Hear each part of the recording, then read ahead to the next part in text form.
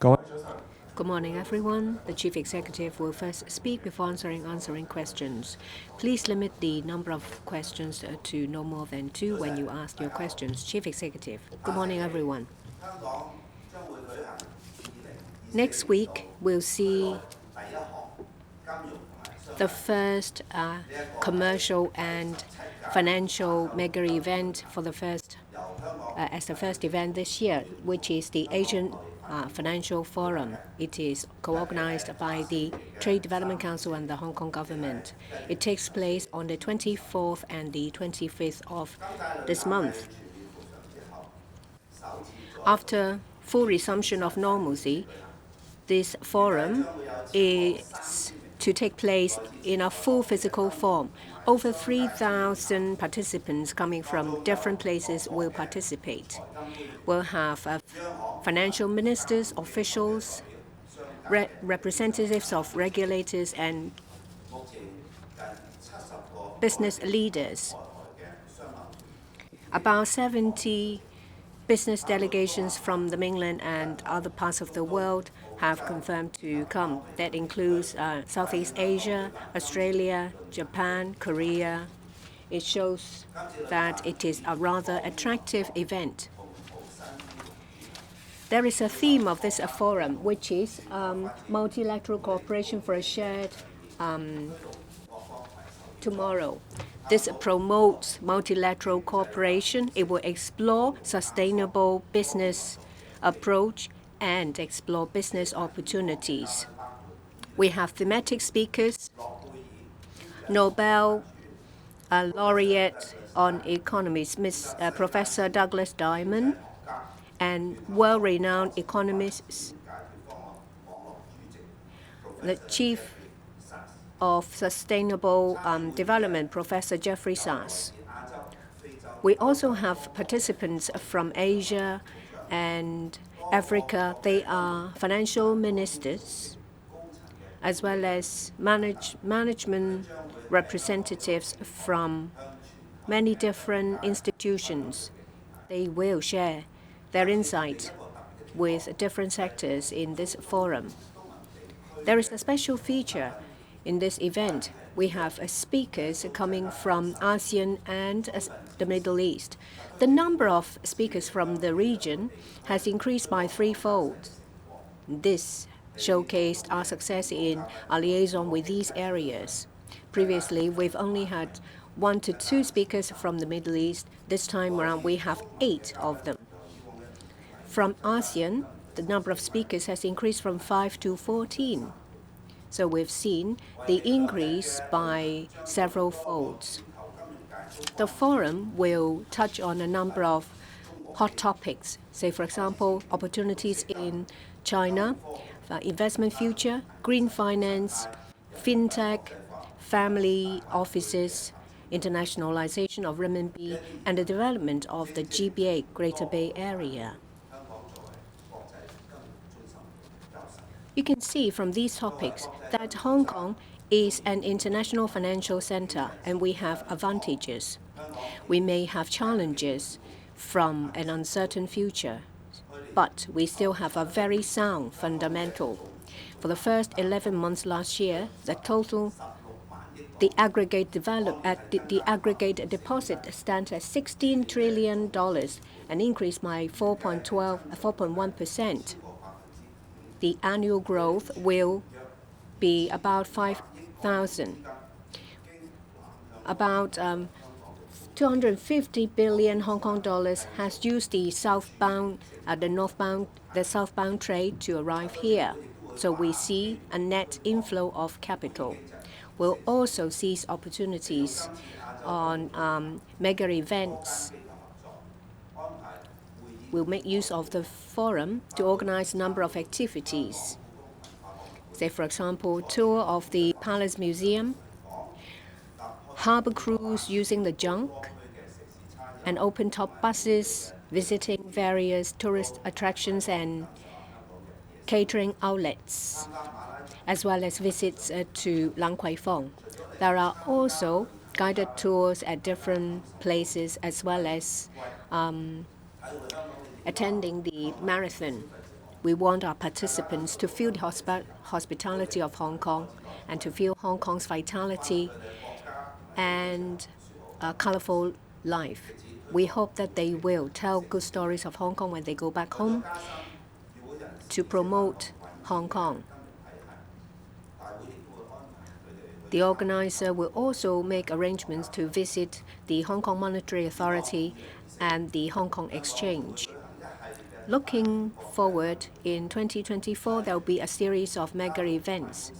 Say, for example, the second summit relating to family offices, East Asia Insurance Summit, and Global Financial Leaders Summit, FinTech Week. We will continue our liaison with different sectors in the financial sector. In addition, we will continue to organize many different international conferences. On top of that, we'll have other events to boost our economic activities in many different areas. We want to seize the opportunities of mega event business opportunities so that Hong Kong's economy will get another strong boost. Now we'll take questions. Please raise your hands. When you are selected, please identify your media outlet. Please don't ask more than 2 questions. The gentleman at the front. I'm from TVB. Good morning. My question is something that has been mentioned. That is, there is a possibility that before the Chinese New Year, there may be opening of border control points round the clock. What's the progress in relation to multiple visits and the expansion of the coverage of individual visit schemes? What's the progress? Regarding legislation of Article 23, when will consultation begin? How long will the consultation period last? We will actively talk to mainland ministries and commissions.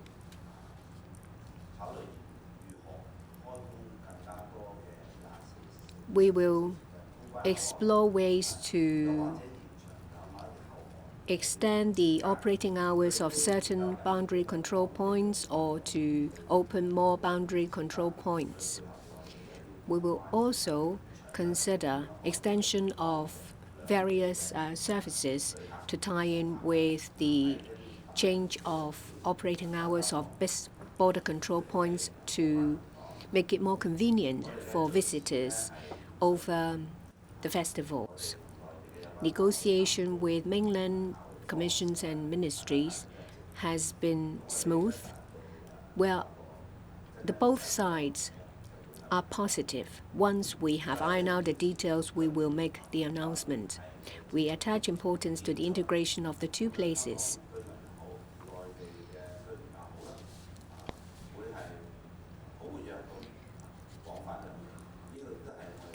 Residents of the mainland and Hong Kong travel across the border frequently. This is the result of our work put in over the years to promote integration. This is the norm. And of course, we will put in place supporting measures.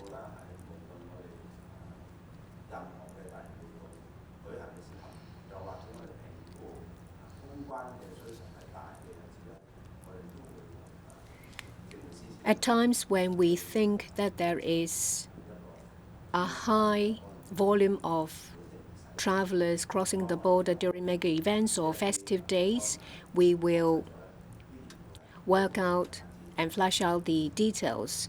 Once we have them, we will make an announcement. In relation to initiatives to increase the number of inbound visitors, especially those coming from the mainland, we are considering many different suggestions. Say, for example, increasing the number of cities covered by the individual visit scheme, as well as the relaunch of multiple visits. We will talk to different parties. When we have the result, we will immediately tell you. we aim at reaching consensus with mainland authorities. Your third question is about legislation for Article 23. When departments and bureaus are prepared, then we will start the process as soon as possible, but they need to be well prepared.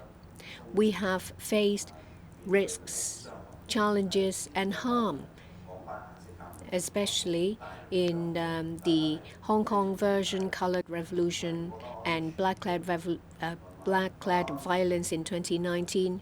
We understand the importance of national security. We understand that it will be unthinkable when national security is undermined.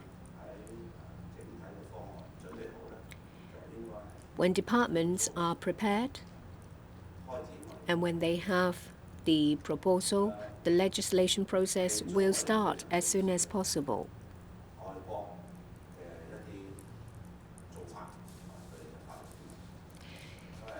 We look at approaches and wordings of legislation in overseas jurisdictions.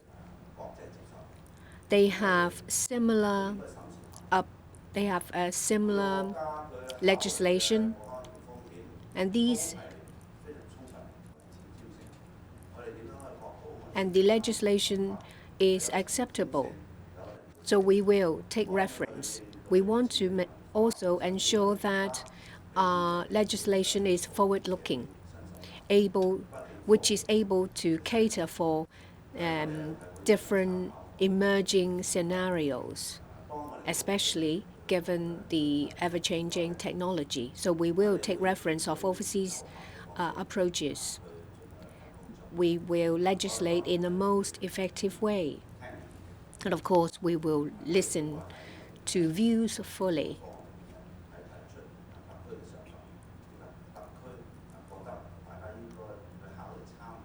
We will give you information about our proposal and the approaches of different jurisdictions.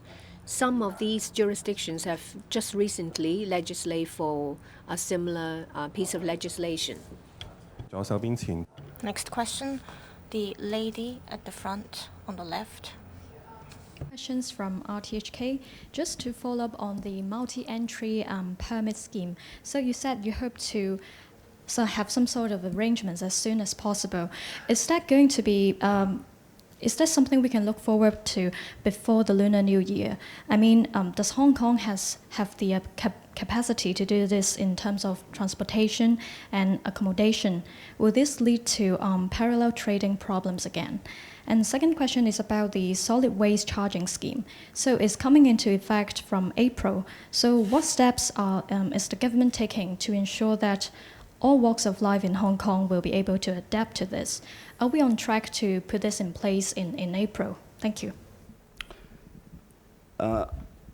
Hong Kong, after it has resumed normal travel with different parts of the world, it is of a big interest, I think, to everybody, particularly when we talk about our economic growth. Tourism is always a big proportion of economic growth. And in fact, the figures have indicated that they are showing very positive growth. But of course, there's a capacity constraint, as you have described. And we are, I think, effectively and progressing well to regain that capacity. And I think that happens to different cities as well. So we're doing better in some area, but we need to work harder also in some area. In order to attract more tourists or visitors from the mainland, of course, there are various measures that we are considering. But all these measures need negotiation and discussion with the relevant departments in the mainland.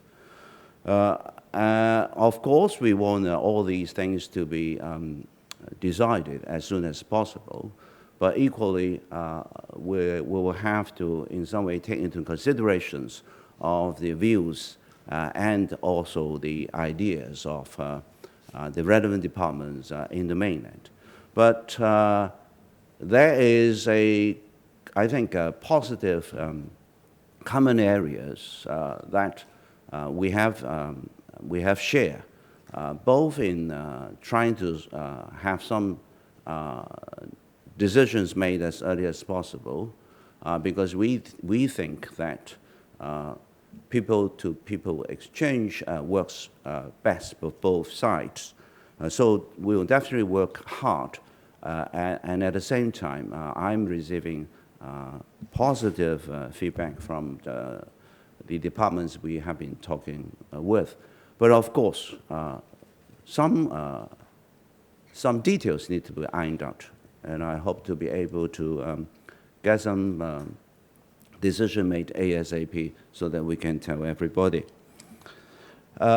And of course, in the course of doing so, we have to ensure that things happen orderly and things will be under control. We used to have a problem of parallel trading, but things also have changed. We will look at all potential threats and risks, that any new measures we take, that we will have to bear in mind to see how we will mitigate and control them.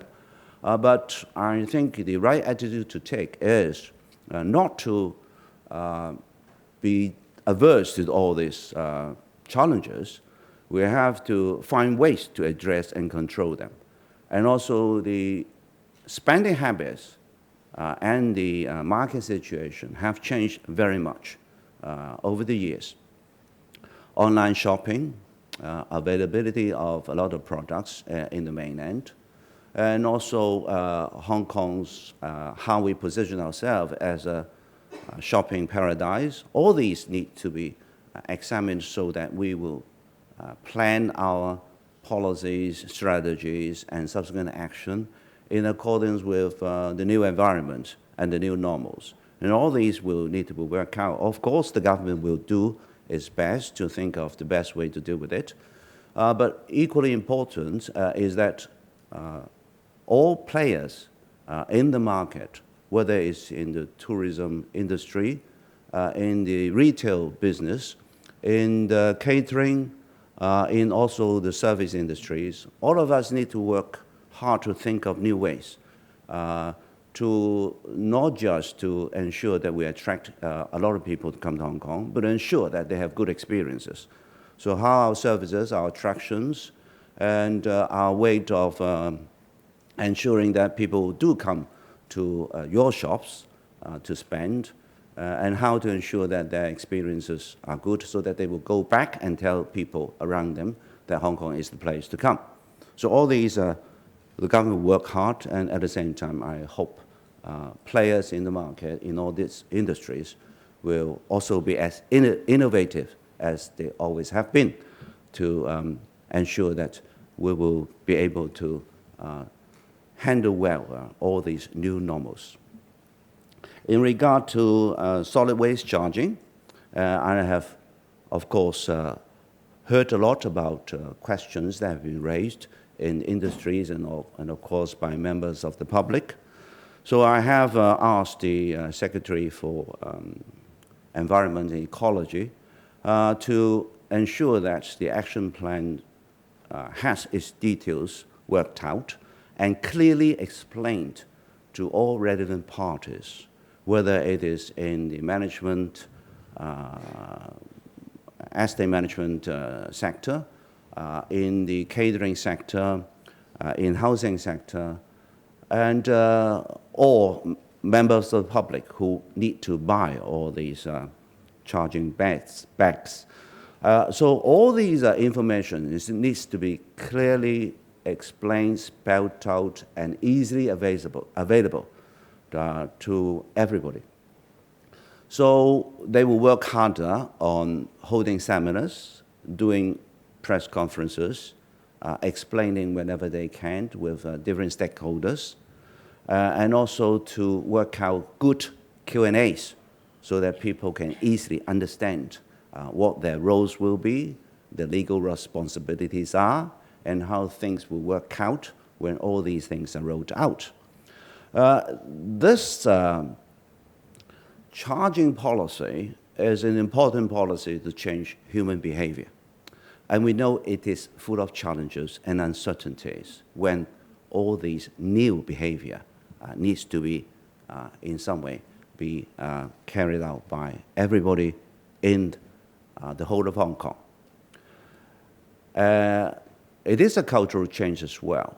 So all these things will be for everybody to take note. And I trust that everybody wants to have a better environment to live in, have a greener environment to live in. And this charging policy has been implemented in a lot of cities around the world, particularly advanced cities. For example, in a lot of countries around us, the solid waste has been reduced significantly as a result of this new charging policy.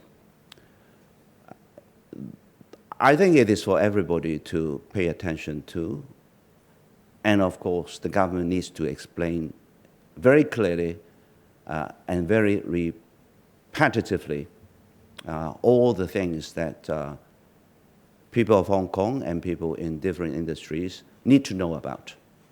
So I think a big campaign has to be launched by the Environment and Ecology Bureau, and of course government as a whole will be taking part in the whole launching of this campaign. We will be hearing different views and suggestions, a lot of which actually arise because they may not have really understand very clearly the whole game plan. So yes, Secretary for Environment and Ecology will be doing a lot of work in this area, and we'll also be talking to different sectors, including district councils, including care teams, including people in the different districts, because we want people in all 18 districts to be able to know their roles, their legal duties, and how they work out together to ensure that we eventually will have this charging new policy being carried out smoothly. 時間關係，我哋解答今日最後一位記者嘅提問啦。We'll take the last question. The reporter at the back. I'm from Singtao. Good morning. Following a question in English, municipal solid waste charging, you ask the EEB to enhance their publicity and have more publicity. But the Bureau has already said that there has been thousands of APIs and signs. So how many more press conferences and information kits is to be put in place before people will understand? For management companies, they will not pay for they will have to take care of the designated bags. But without using these bags, the waste will not be collected. What are you going to do? In relation to legislation of Article 23, are there any difficulties that has been encountered that the proposal cannot be introduced in the first half of the year into the LegCo? Regarding municipal solid waste charging, it is a new scheme. We have heard many different views. We need to first make the details of the implementation clear so that everyone understands. We continue to do briefing sessions. We step up our publicity campaigns to let the public know that this is a major initiative. We understand that there will be new questions and problems popping up. So I've asked the Secretary for the Environment and Ecology Bureau to make sure that the details are known and understood by the public. Briefing sessions, APIs, publicity events and activities will have to be put in place to make sure that different sectors, including the catering industry, the property management industries, will fully understand what their roles are.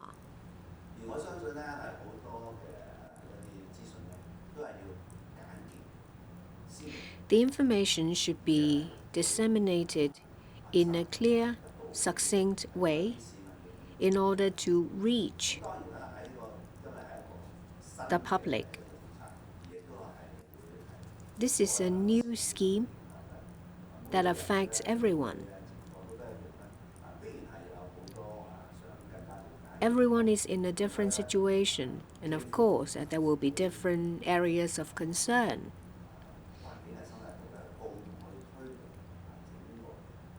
The EEB will work with different departments to launch the scheme.